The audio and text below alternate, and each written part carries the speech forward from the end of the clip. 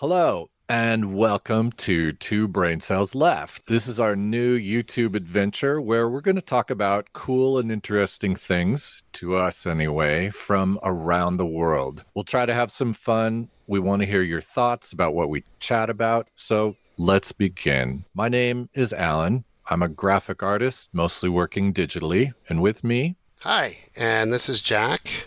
I'm a retired military intelligence officer from the United States Army, and we're glad that you've joined us today.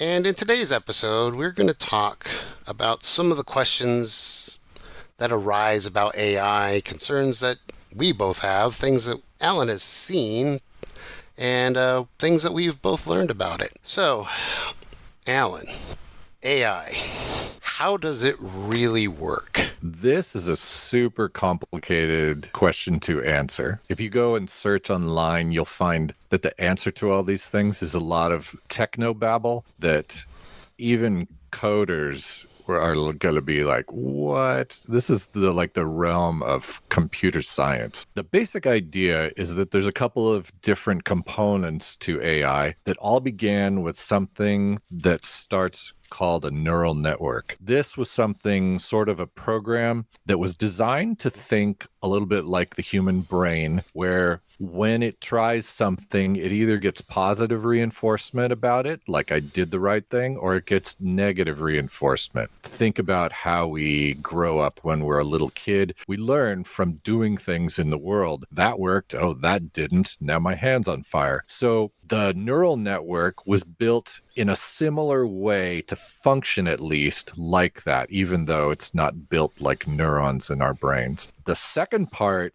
is some way to connect to the neural network and help it understand what we want to accomplish. What do we want that new digital brain to think about? And what form do we want its answer to be in? There are a lot of different things that computer scientists worked on in order to figure out how we're going to do this. The one that they've come up with that we are used to is called a large language model, or an LLM.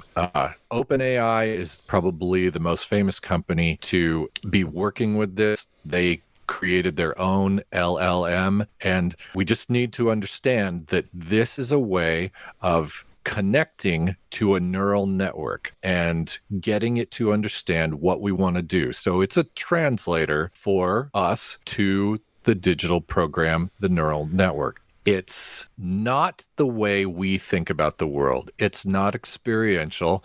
It doesn't move through the world and understand things like we do in a three-dimensional space.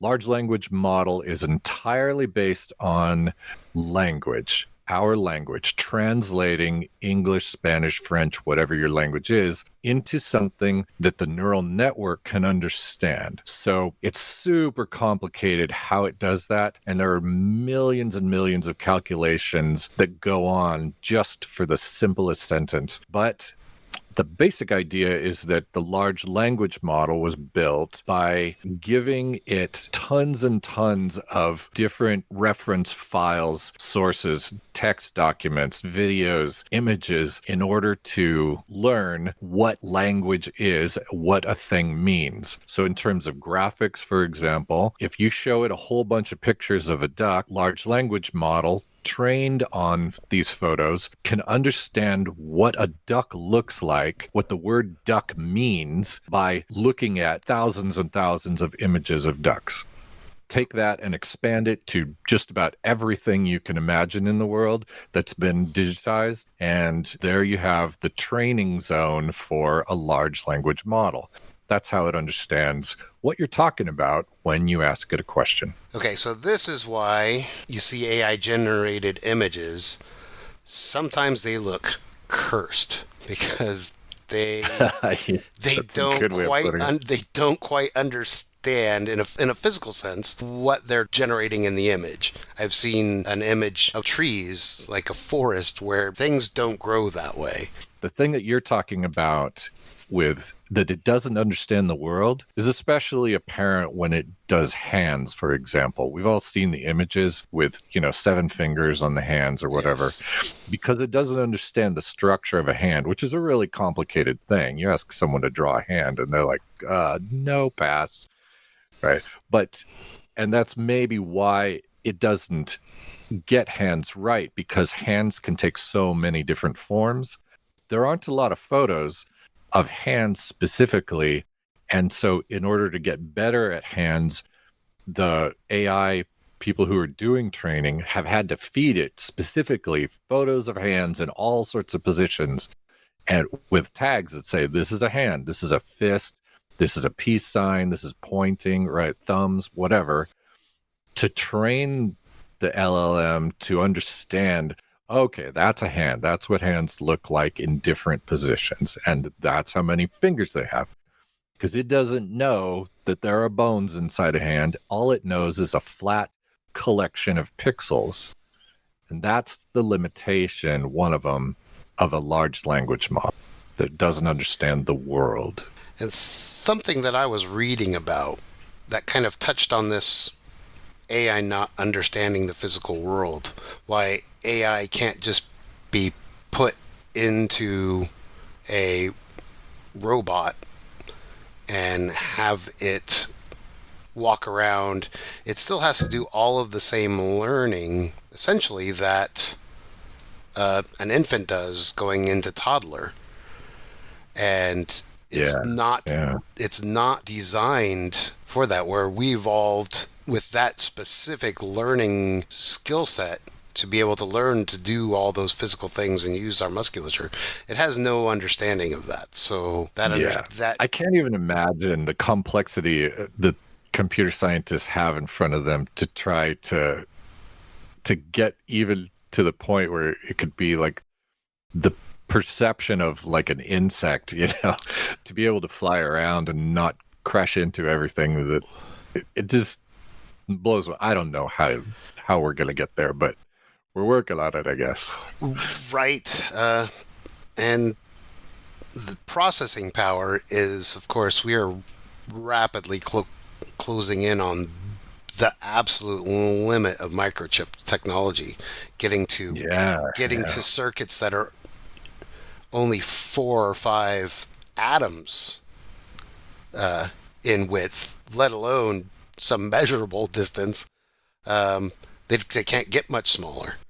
And so smaller is how we get more processing. Yeah, so the technical side of that, as I understand it, isn't it that you get so small that the electricity leaks from one circuit to the next, and so you can't. They just don't work in the circuit anymore. Yeah, that is my understanding. It becomes a point where it is so minuscule that it almost becomes a resistor to itself, and some of it is electron leak in the form of photons. A lot of the energy is lost in the form of heat. Where the electron just gets absorbed into whatever element is being used as the conductor and becomes an ion of that particular element. Often it's gold, sometimes it's platinum or palladium. And I think that is a neural net problem, is we can't make computers much smaller than they're getting. I mean, they are getting faster and we are still progressing, but we are reaching the limit of physics, at least as we know it. So what's the solution that they're coming up with? The current one, anyway. The one that I looked at, we have binary code right now, and this is it's not tertiary. It's where you have, instead of 1 and 0, they have -1, 0, and 1. By doing that, making it instead of a 2-bit, a 3-bit, actually multiplies the data capacity for a single bit of information by a factor of 3. It's not on, off, yes, no. It will have 6 different possible states. Oh. So that is something that I don't know anything other than the math side of it, and why that works and how computers could understand it in this way. And that combined with whatever the physicists are doing with quantum computing and Yeah. which is so That's far another beyond, yeah, discussion which is so entirely. far beyond my understanding, is ultimately the answer for the speed on computers. Um, One thing I did read about real world physics was about using systems like the Unreal Engine, which can have realistic physics put into them as essentially a cradle for an AI to learn within the confines of an avatar inside a three-dimensional physical space that's all virtual. And over the years, of course, you play games, I play games. Physics in games from 20 years ago till today, the physics today is astonishingly accurate. I mean, we still do things like be able to jump over buildings and such, but that's video games. But the physics itself, Yeah. what is put in there, if you make that realistic, maybe that helps. And I don't know how far along that is. That is something that I did read about. So to clarify, you're saying a path forward for AI to understand the world might be to set up simulated worlds for the AI to wander around in that are programmed with realistic physics so that it can understand how to get around, what a three-dimensional space is, how to interact with things. Yeah, that's kind of Okay. that was the goal. One of the things Yeah. that they did specifically say was that generating the human body in wireframe and giving it realistic musculature, while sometimes the skin type is hard to do because of elasticity and skin is not easy to Yeah. replicate, but the skeletal structure and the strength of a human being inside a physical world is very easy. And you can actually give an AI hands and it will have to learn how to use them to pick up and manipulate objects. So Sure. that Yeah. might be something in the future that helps. I don't know how close, Okay. but I do know, well, we both know that the physics inside a 3D engine that exists.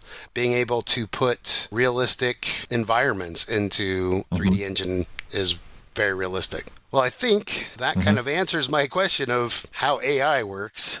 Yeah. You use it a lot. So I know, over the years we've used it in both your work for imagery, but you've also been able to use it for generation in music. Yes. What were some of the challenges? I know we've had the conversation where you said it's changing so fast, it's changing so fast, it's changing so fast. You were learning, but what were some of the challenges of integrating AI imagery? How are you using it? And then we can talk about music after. Sure. All right. So, as far as image generation goes, I remember maybe it was 2 years ago, 3 at the most. I started using a couple of websites that had AI image generation as a possibility. The one that I was attracted to because I'm an artist was one that could take my sketches and basically render them.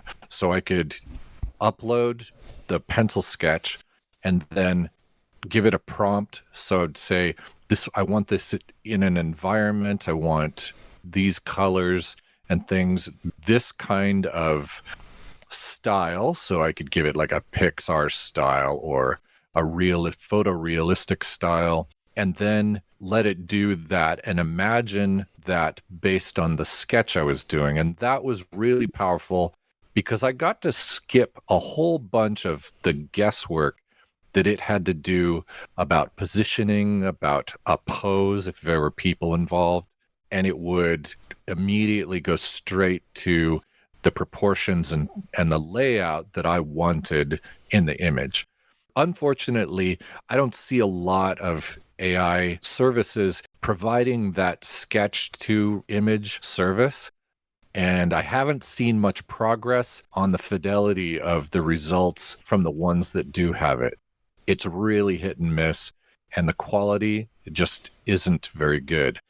And I'm disappointed about that because as an artist, that's a great tool that I could take a drawing that I do, or even take an illustration, for example, that I take to maybe what I would typically call like a 50% finish, and then put it in there and say, finish this for me. That could save a ton of time, but I'm still the creator. I'm still the artist imagining the layout, the imagery, the proportions, the scaling, the style, all that stuff. But it gets to save me the rendering time, which is just really often just a grind of a task, trying to finish all the little details in a painterly style or photographic style, especially. I would say that one of the problems that's going on with image generation is that it can get you to a certain point, but it's always guessing about things, and it's always derived from whatever the particular model is that you're using that's been trained on. And that model may not have a whole lot of images of bandicoots from Sumatra. And I don't even know if bandicoots live in Sumatra. I'm just making stuff up. But if there are some exotic things that you want and it doesn't have any experience training on those things, it's not going to give you those results, and it's not going to tell you that it doesn't know those things. It's just going to give you some other weirdness. So you can go iteration after iteration trying to get it to do that, and like coming up empty. As you get into music, my experience with that was the services are trained on obviously classical music because that's not copyrighted anymore because it's over 50 years old. So you can tell it to write a classical piece and it does an amazingly good job of it. It understands it from just having, millions of examples of music that it's looked at or listened to rather. But the problem that I've seen, because I can write lyrics, so I write the lyric and ask it to create, say, a rock song, it doesn't do solos. The services, they can't do that. That's a very intimate, creative process that a musician does when they come up with a solo, especially a drum solo, which there are very few recordings of compared to all the other kinds of music. So if you want a drum solo in your song, good luck. You're going to have to play it. You might occasionally get lucky and it will put something in there that just happens to be a pretty catchy beat, but it's a long shot. So you can get pretty good pop music and EDM music out of AI, but if you really want kind of the cornerstone rock that we were used to from the 60s to the 80s or 90s, there was a lot of solo work in those eras, and it's just not coming through as far as my experience goes working with music. Yeah, well, having listened to some of them things, I'm actually really impressed with the instrumentation. Clearly, they have a lot of data about how instruments sound, because how the instruments sound in the music that you hear the guitars, you hear the drum, it sounds like a band. It's pretty ridiculous. And in classical music, hearing the full orchestration is frankly a little bit freaky, that no human was involved whatsoever in making the sound. Now, I play piano, I dabble in violin. There are things that I listen to when I listen to it that I notice, where I can sit down and play a Bach piece on the piano, and if my friends that also play sit down and play the exact same piece, it does not sound the same to us because there's that human component. I tend to swing beat when I play piano, so everything I have will have areas where I go way off the tempo or the notation.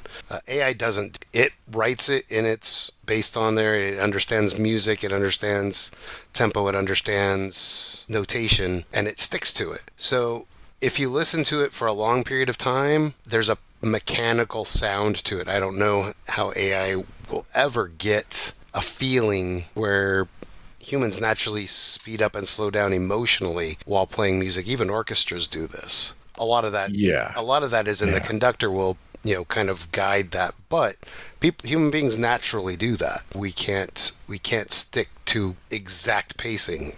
We just can't. So, but what it does do, and it also, you can take what it plays and it can generate a score out of it. And then humans could play what it wrote with human emotion. That's really wild. There you go. This brings up an interesting point. One that I tend to be kind of optimistic about AI because of this one concept. If you take AI and you use it simply as a replacement creator, we're going to end up being disappointed. People will be replaced, and that's a dark world and a dark story. But if you look at it as a tool, like you're talking about, where you can get it to give you some kind of inspiration, something that you may not have thought about, especially in music. If you like, there's a weirdness slider in some of the AI music generators. You can crank that up higher. It doesn't do what a human would do, which you're talking about, they bring emotion into it and they change by emotion. It shifts the view that it has from one style into another style that it maybe picks randomly. So you get a similar kind of weirdness and deviation to it, but it's not just not coming from emotion. It's coming from a different kind of parameter, but it still gives you something different. And I think you can still get creative when you put your prompts in to get stuff like that out of it. We can start to add in new parameters as tools to each of these different AI services to give us new ways of interacting and working with the AI to get different things out of it. And some of the music services are now creating things like studio software basically in their thing. I think we have a lot of potential still that we have not tapped in the AI as it is even just today. If everything didn't improve anymore, but we kept adding tool interfaces, we would be still growing and learning.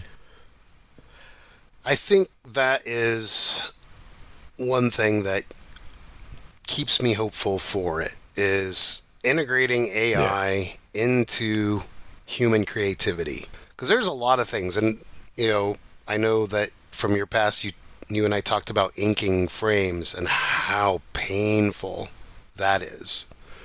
Where that's something that AI definitely can learn how to do the coloration, like say for a comic book.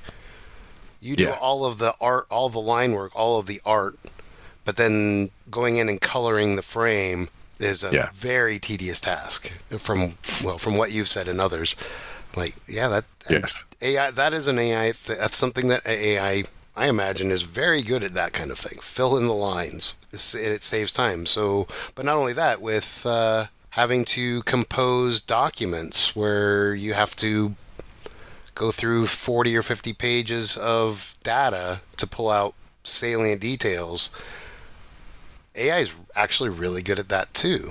I'm not sure how it figures out what's important, but I've had some good success with that.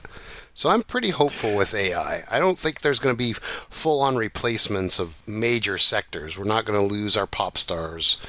We're not going to lose our movie composers. But maybe we do lose like commercial jingle writers. Maybe we do lose voiceover acting, which that may actually be a thing as voices, because voices are getting better and better. Voice acting, yes. I think that voice actors have a new opportunity in that they can work with, for example, a game company that uses a lot of voice, and they can basically be on staff as experts in getting the characters to work well. Right. There's nobody better to have by your shoulder while you are animating a character than an actor. They can sit there and they can act it out for you. They can put on a face rig, for example, and you can record it straight off of their face. And that gives them a long-term salary rather than a temporary one. I don't know. It seems to me like so many jobs that we say, oh, this is being replaced by AI. Well, take the AI and use it. Yep. But find that but niche. Redefine the skill set of the person who's gotten replaced and see if you still need their expertise. I think in most cases, the answer is yes. I think you're right too. I don't think that voice actors get replaced. I think that a lot of like the two-line characters and those type things those parts will get taken up by AI spoken. Now the main characters, you're going to need the emotion, you're going to need to be able to reaction, you're going to need improv. AI is never going to do that. So right. So the big stars that do the things, do major movies or major characters in movies, I don't think AI is going to take that over. What I'm talking about is the little bit parts where person Yes. on the street says a couple of lines or even a line, AI is going to easily handle that. But I agree with you, having Right. having the actors be how you help train the AI you're using. That's definitely something. But so I'm pretty hopeful about AI. It doesn't terrify me the way it did 2 years ago when everything just seemed to be AI, AI, AI, AI. And you know my Mhm. feelings about our portable surveillance device mobile phones that Yeah. all of us carry around willingly. Put AI in that, and wow, that was Yeah. terrifying. But since now that I have learned, and you helped talk about tonight about how it works and what it does, it's much less frightening. I think that's about all the time we're going to have for today. All right. We look forward to you guys' comments, any thoughts that you have, any suggestions on topics we might discuss in the future. Lots of different talents between the two of us that we intend to show up, along with some just more fun things that we're going to talk about. Please consider liking and subscribing. It's a brand new endeavor and it would help us out a ton. Thank you for sharing your time with us. Look forward to see you on the next one.